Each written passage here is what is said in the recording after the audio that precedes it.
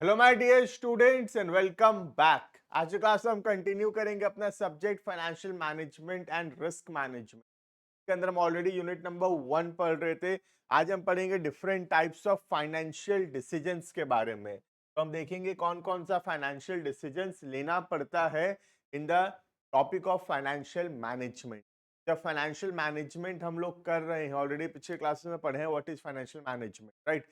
Financial management जब हम लोग कर रहे हैं तो तीन इंपॉर्टेंट डिसीजंस हमको लेना पड़ेगा। तो हम ये तीनों इंपॉर्टेंट डिसीजंस के बारे में पढ़ेंगे डिटेल के अंदर। जैसे जो पहला डिसीजन है डेट इज इन्वेस्टमेंट डिसीजंस। पैसा कहाँ पर इन्वेस्ट करें, के अंदर लॉन्ग टर्म डिसीजन होता है, शॉर्ट टर्म डिसीजंस होता है, ठीक है। उसके बाद आता है सेकंड फाइनेंसिंग डिसीजन, पैसा कहाँ से लाएंगे। और तीसरा होता है डिविडेंड डिसीजन, मतलब जो पैसा हम कमाए को कैसे यूज करेंगे। जो पैसा हम कमाए साल भर में जो प्रॉफिट हुआ, उस प्रॉफिट में से कितना पैसा हम देंगे अपने शेयर होल्डर्स को इन द फॉर्म ऑफ डिविडेंड, और कितना पैसा अपने पास रखेंगे in the form of reserves for the future, right. तो तीन इंपॉर्टेंट डिसीजंस है, तीनों को मिला के बोलते हैं फाइनेंशियल डिसीजन। तीन तो फाइनेंशियल डिसीजंस होता है, investing decision, financing decision and dividend. Clear है ये? देखना, financial decision refers to decisions concerning financial matters of a business. There are many kinds of financial management decisions that the firm makes in pursuit of maximizing shareholders wealth. हमारा objective क्या है business का? हमेशा share holders के wealth को maximise करना। कैसे maximise होगा?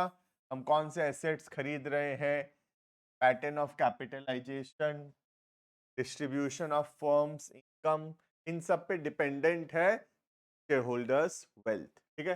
तो मेजरली तीन डिसीजंस में हम इसको डिवाइड कर सकते हैं। तो तीन डिसीजन का नाम हम पढ़े। पहला हो गया इन्वेस्टमेंट डिसीजन, पैसा कहाँ इन्वेस्ट करें, कितना पैसा लगाएं करंट एसेट्स में, कितना पैसा इन्वेस्ट करें फिक्स्ड एसेट्स में, that is called as investment decisions. Second आता है फाइनेंसिंग डिसीजन। फाइनेंसिंग डिसीजन मतलब पैसा कहाँ से रेज करें, कितना पैसा डेट से, कितना पैसा इक्विटी से। और लास्ट आता है डिविडेंड डिसीजंस, मतलब जो प्रॉफिट हम कमाए उसमें से कितना शेयर होल्डर्स को देंगे in the form of dividend, और कितना अपने पास रखेंगे in the form of retain earnings या reserves for the future. Clear है? स्टार्ट करते हैं। पहला, investment decision. Investment decision relates to the determination of total amount of assets to be held in the firm, the composition of these assets and the business risk complexions of the firm as perceived by the investors। कितना risk लेना चाहते हैं के ऊपर के basis पे हम decide करते हैं कि कौन सा एसेट्स पे कितना पैसा इन्वेस्ट करना है। It is most important financial decision since funds involve cost and are available in a limited quantity। पैसा जो है लिमिटेड अवेलेबल होता है, हमारे पास अनलिमिटेड पैसा नहीं है, लिमिटेड पैसा है। उस पैसे को सही से यूटिलाइज करना जरूरी है। अगर हम कोई ऐसा एसेट्स में पैसा लगा दें जो कि उतना प्रोडक्टिव नहीं है, तो फालतू में हमारा पैसा जो है ब्लॉक होके रह जाएगा और काम में नहीं आएगा, right. Its proper utilization is very necessary to achieve the goal of wealth maximization। क्योंकि पैसा लिमिटेड है, पैसे का प्रॉपर यूटिलाइजेशन जरूरी। Clear? The investment decisions can be classified into two broad groups, that is long term decisions, मतलब कितना पैसा लगाएंगे हम लॉन्ग टर्म में, basically amount to be invested in the fixed assets, fixed assets में कितना पैसा लगाएंगे। और दूसरा हो गया शॉर्ट टर्म डिसीजन, मतलब कितना पैसा हम लगाएंगे इन द करंट। क्लियर है? देखना, the long term investment decision is referred to as the capital budgeting and a short term investment decision referred to as working capital।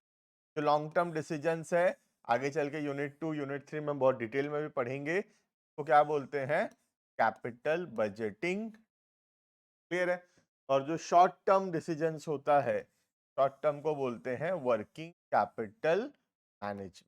Short term decisions को बोलते हैं वर्किंग कैपिटल मैनेजमेंट, और long term decisions को बोलते हैं capital budgeting. Clear है? Capital budgeting is a process of making investment decisions in capital expenditure. The expenditure, the benefits of which are expected to receive over a long.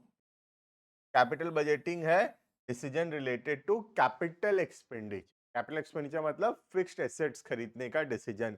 आज मैं सोच रहा हूँ कि एक गाड़ी खरीदूं या नहीं खरीदूं, या ये मशीनरी खरीदूं कि नहीं खरीदूं, या फिर मशीनरी 1 खरीदूं कि मशीनरी 2 खरीदूं, ये जो डिसीजंस मैं ले रहा हूं, इस डिसीजंस को बोलेंगे कैपिटल बजटिंग डिसीजन. क्लियर है? और आगे चल के यूनिट 2 यूनिट 3 के अंदर डिटेल में हम कैपिटल बजटिंग डिसीजंस पूरा प्रैक्टिकल क्वेश्चन के साथ करेंगे और सॉल्व करेंगे how to do capital budgeting.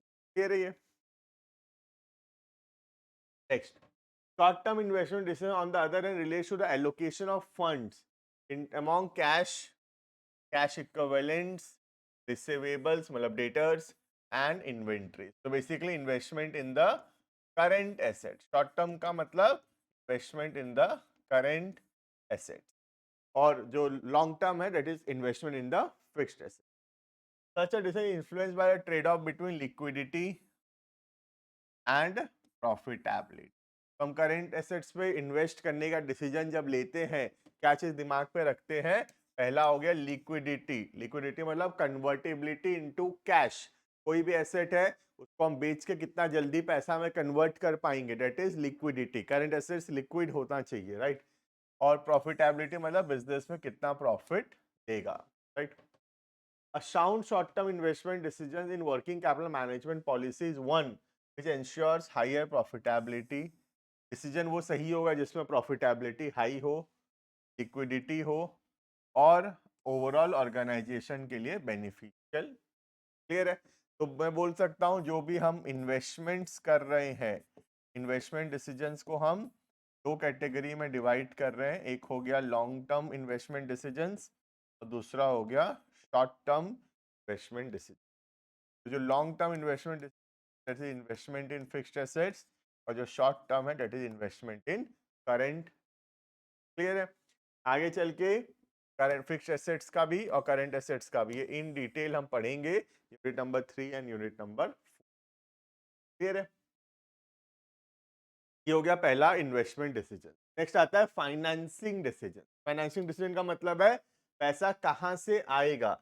जो हम इन्वेस्टमेंट करेंगे वो इन्वेस्टमेंट के लिए पैसा कहां से आएगा, that is financing. Once the firm has taken the investment decision and committed itself to new investments, it must decide the best means of financing this commitment. मतलब आज हम डिसाइड तो कर लिए कि पैसा कहाँ कहाँ पर इन्वेस्ट करेंगे, अब हमको सोचना पड़ेगा कि वो पैसा कहाँ से आएगा, right? Best means of financing this commitment. मतलब इन्वेस्टमेंट डिसीजंस के लिए जो पैसा चाहिए, पैसा कहाँ से आएगा. Clear? The financing decision not only concerned with how best to finance the new asset, but also concerned the mix between the overall financing. Mix maintain करना. किस चीज का mix maintain करेंगे? कितना पैसा लाएंगे हम इक्विटी से और कितना पैसा लाएंगे हम डेट से, का प्रॉपर मिक्स मेंटेन करना जरूरी है. को बोलते हैं कैपिटल स्ट्रक्चर. कैपिटल स्ट्रक्चर का मतलब होता है जो टोटल पैसा हम इन्वेस्ट कर रहे हैं बिजनेस में, उसमें से कितना पैसा डेट से और कितना पैसा इक्विटी से लाके बोलते हैं कैपिटल स्ट्रक्चर. क्लियर है? A finance manager has to select such sources of funds which will make optimum capital. The important thing is to decide here the proportion of various sources in the overall capital mix of the firm. The debt equity ratio, कितना पैसा लाएंगे date से, कितना लाएंगे equity से, should be fixed such a way that it helps in maximizing the profitability of the concern. तो हमको उस हिसाब से डिसीजंस लेना चाहिए जिससे मैक्सिमम बेनिफिट होगा शेयर होल्डर्स. क्लियर है? तो इन फाइनेंसिंग डिसीजन के अंदर हम डिसाइड करते हैं कि जो पैसा हमको बिजनेस में इन्वेस्ट करना है, पैसा कहां से आएगा, कितना पैसा आएगा डेट से और कितना पैसा आएगा इक्विटी से, तो हम बोलेंगे कैपिटल स्ट्रक्चर डिसीजंस, जो कि यूनिट नंबर 2 में बहुत डिटेल में हम लोग पढ़ने वाले हैं. क्लियर है? The raising of more debts will involve fixed interest liability and dependence on outsiders. जितना ज्यादा डेट लेंगे उतना ज्यादा हमारा इंटरेस्ट कॉस्ट बढ़ेगा.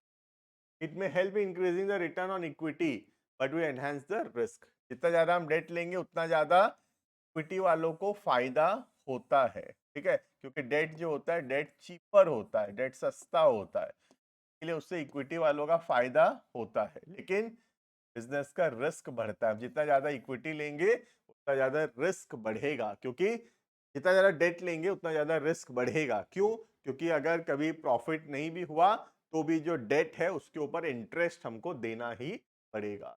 कई बार ऐसा हो सकता है कि बिजनेस में लॉस हो गया या कम प्रॉफिट हुआ, लेकिन फिर भी हमको इंटरेस्ट देना पड़ रहा है, जिसके वजह से हो सकता है बिजनेस बंद भी हो जाए. क्लियर है ये? Next, the raising of funds through equity will bring permanent funds to the business but shareholder will expect higher rate of return. Equity जो है परमानेंट होता है, लेकिन इक्विटी वालों को ज्यादा रेट ऑफ रिटर्न चाहिए होता है. इक्विटी कॉस्टली होता है. Equity is costly. ठीक है, डेट जो होता है, डेट चीपर होता है. ठीक है, the finance manager has to strike a balance between various sources so that the overall profitability of the concern improve. तो हमको एक बैलेंस मेंटेन करना पड़ेगा. कितना पैसा लाना है डेट से, कितना पैसा लाना है इक्विटीज. क्लियर है? If the capital structure is able to minimize the risk and raise the profitability, then the market price of the share will go up by maximizing the wealth of the shareholder. तो हमको इस तरीके से balance maintain करना है date and equity का, कि जो रिस्क है वो मिनिमाइज हो सके और जो प्रॉफिटेबिलिटी है वो एनहांस हो सके. क्लियर है ये? नेक्स्ट आता है डिविडेंड.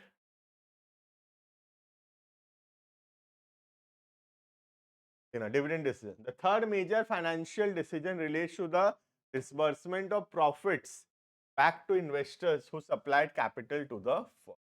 तो डिविडेंड डिसीजन का मतलब होता है जो पैसा हम कमा रहे हैं, पैसे को वापस देना to the investors the form of dividend. ठीक है, तो जरूरी नहीं है कि जो पैसा हम कमाएंगे सारा दे देंगे. नहीं, हम पैसा फ्यूचर के लिए सेव रख सकते हैं. आज मैं 1 लाख रुपए से जो बिजनेस में प्रॉफिट हुआ, तो 1 लाख जरूरी नहीं है कि मैं डिविडेंड के फॉर्म में डिस्ट्रीब्यूट कर दूंगा. हो सकता है मैं 20,000 रुपए डिस्ट्रीब्यूट किया डिविडेंड और 80,000 रुपए अपने पास रखा इन द फॉर्म ऑफ रिजर्व्स, जो कि मैं फ्यूचर में यूज करूंगा बिजनेस को ग्रो एंड एक्सपैंड करने के. क्लियर है? The term dividend refers to that part of the profits of the company which is distributed by it among its shareholders. Dividend क्या है? प्रॉफिट का वो हिस्सा जो कि हम डिस्ट्रीब्यूट करेंगे. क्लियर है? तो चलो, प्रॉफिट है, प्रॉफिट को दो हिस्सा में डिवाइड कर दो. एक जो हमको डिस्ट्रीब्यूट करना है शेयर होल्डर्स को बोलेंगे डिविडेंड, और जो हमको शेयर होल्डर्स को डिस्ट्रीब्यूट नहीं करना है को हम अपने पास रखेंगे, को बोलेंगे रिजर्व्स. क्लियर है? तो जो प्रॉफिट का हिस्सा हम डिस्ट्रीब्यूट करना चाहते हैं डिविडेंड के फॉर्म में शेयर होल्डर्स को, दैट इज डिविडेंड, और जो हम डिस्ट्रीब्यूट नहीं करना चाहते, अपने पास रखना चाहते हैं, that is called as reserve. Clear है ये? It is a reward of shareholder for investment made by them in the share capital of the company. Dividend क्या है? Dividend is a reward. Share holder हमारी company में पैसा लगाया है और उसके बदले उसको रिवॉर्ड मिलना चाहिए, कुछ प्रॉफिट में हिस्सा मिलना चाहिए, तो डिविडेंड वो हिस्सा है. The dividend decision is concern with the quantum of profits to be distributed among the share holder. Dividend decision में हम डिसाइड करते हैं कितना प्रॉफिट हम शेयर होल्डर्स के बीच करेंगे. A decision has to be taken whether all the profits are to be distributed, retain all the profit in the business, or to keep a part of the profit in the business and distribute others among the shareholders. हमको decide करना पड़ेगा सारा profit distribute कर दें, या सारा अपने पास रख लें, या फिर थोड़ा डिस्ट्रीब्यूट करें, थोड़ा अपने पास रखें. तो हमको ये मिक्स मेंटेन करना पड़ेगा कि कितना डिस्ट्रीब्यूट करना है और कितना अपने पास रखना है. इसको बोलते हैं डिविडेंड. क्लियर है? The higher rate of dividend may raise the market price of the share and thus maximise the wealth of the share holder. जब कंपनी ज्यादा डिविडेंड देता है, जनरली मार्केट प्राइस बढ़ता है. लेकिन कंपनी अगर ज्यादा डिविडेंड दे देगा तो पैसा कंपनी के पास कुछ बचेगा नहीं फ्यूचर में यूज करने के लिए, ग्रो एंड एक्सपैंड करने के लिए. कई बार फ्यूचर में अगर ग्रोथ एंड एक्सपेंशन का अपॉर्चुनिटीज है ज्यादा, तो कंपनी प्रिफर करेगा डिविडेंड कम देने का। क्लियर है? The firm should also consider the question of dividend stability. हम कितना डिविडेंड देना चाहते हैं, बोनस शेयर्स, कैश डिविडेंड, ये सब देख के हमको डिसाइड करना चाहिए कि हमको कितना डिविडेंड देना है और कितना अपने पास रखना है in the form of reserve. Clear है? This is all about financial decision. तीन तो फाइनेंशियल डिसीजन होता है। पहला हो गया इन्वेस्टमेंट डिसीजन, सेकेंड हो गया फाइनेंसिंग डिसीजन और तीसरा हो गया डिविडेंड। क्लियर है? This is all about today. हम पढ़े आज की क्लास में फाइनेंशियल डिसीजंस क्या होता है, ताकि आने वाली क्लासेस में और टॉपिक्स को कवर करेंगे। Thank you and